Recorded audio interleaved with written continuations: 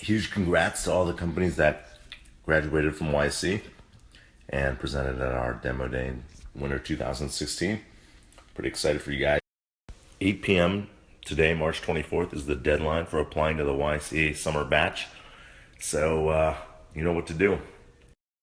All right, if you have any questions about YC, I'm gonna drink this coffee, then I'm gonna go do a exercise bike Q&A. So shoot me them now, or just ask me whatever questions are on your mind about entrepreneurship, startups, life.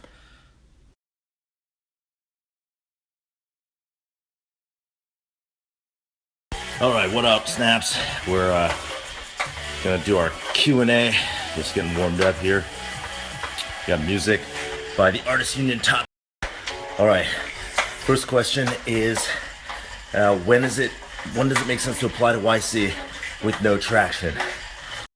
My co-partner of Group 1, Michael Seibel, loves to say that traction is how much progress you've made over what time period you've been working on. So if you haven't done much, that's okay, as long as you've just gotten started. It's always a good idea to apply. We have taken teams that don't have very much traction, and we also have a new program called the Fellowship, specifically for teams with no. YC Fellowship is specifically for teams that are pre-launch product.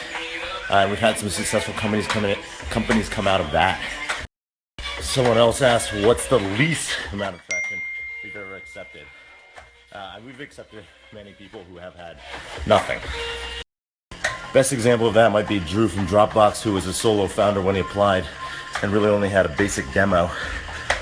Another question, we couldn't get all 3 founders in the video. Is that going to disqualify us? So that's not necessarily the end of the world. If you can only get a couple founders in your video, that's okay, just roll with what you've got. Big Sal says he's enjoyed the behind the scenes at YC. Thanks, fam. Hope you like seeing it. So for the video though, you have to make a video, even if it's just one founder. Don't not submit something without a video. We won't consider it. What's the difference between the return requirements of a VC, an angel, and YC? So VCs are gonna look to be able to return their fund if your company becomes the multi-billion-dollar unicorn. Of course, most of you out there are not going to be able to raise from VCs, because they're investing $5 to $10 million at a time, and your business probably doesn't. With angels, angels are rich individuals who are investing their own money for the most part. Angels are much more able to just make a decision based on, something they think is awesome, and I'd say an angel is looking to turn their $25,000 to $100,000 investment into $5 to $10 million if you're. With YC, we don't really think about how much money you could potentially make. Mostly looking at the founders, because so many of our founders change direction, and we'll fund basically anything we think sounds like it could be a great company started by great founders. A question from someone about how to design a rating system, because sometimes 1 to 5 stars might not be enough to explain complexities. His example was like a doctor's office where, there might be different axes that you rate on. For exec, we had a 1 to 5 star rating system. I think it's really good to normalize your rating system against that person's previous ratings. I would only add more complex ratings, like different axes or dimensions, if you feel like your first attempt is insufficient. Like all features, the rating system is something you shouldn't prematurely optimize. What's the best way to prove people will buy your product before you actually launch your product? Good question. Definitely best way right now, especially for hardware products, is a pre-order campaign on Kickstarter, Indiegogo, Tilt, or your own site. We've had a ton of them launch through YC recently in this last batch, so I'll point you to some of the ones that I've seen, that you can check them out. For a cannabis company, how do I get into YC? Good question. So far, we've funded 2 cannabis companies. Confident Cannabis and Meadow, and they both have one thing in common. They're good founders. Someone asked, hey Justin, I'm a third-year computer engineering student at University of Waterloo. How do I get off the bitch train and start building?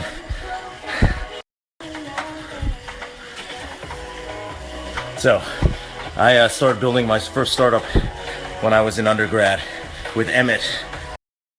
Emmett and I decided to start working on a startup when we were in undergrad because we felt like we had no opportunity cost. It was perfect time to experiment.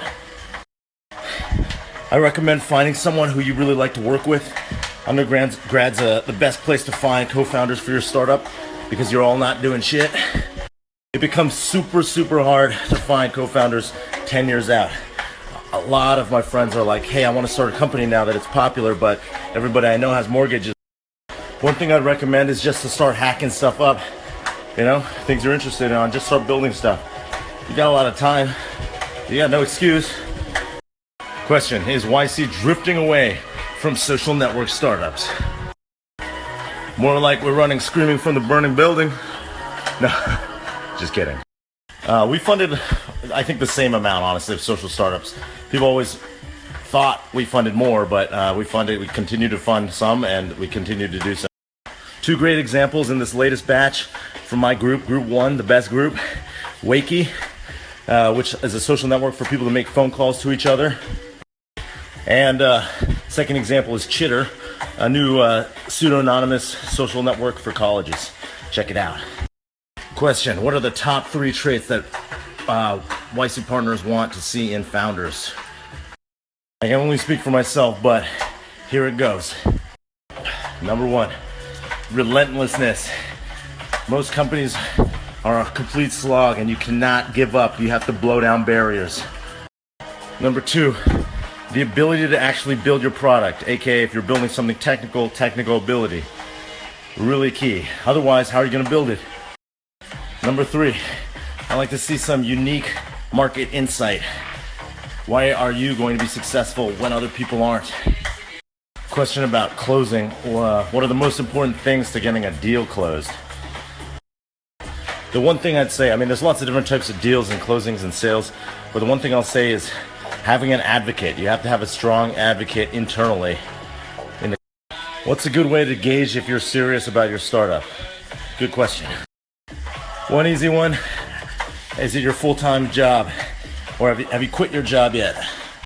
All right, I think I'm done for today. Music was here by the Artists Union Top Tracks. Check it out.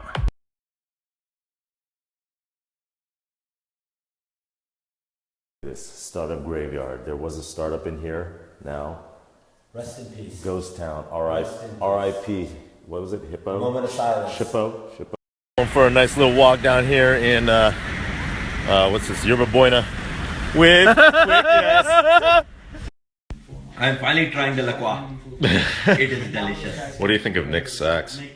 Nick's socks? Damn. Oh, very good.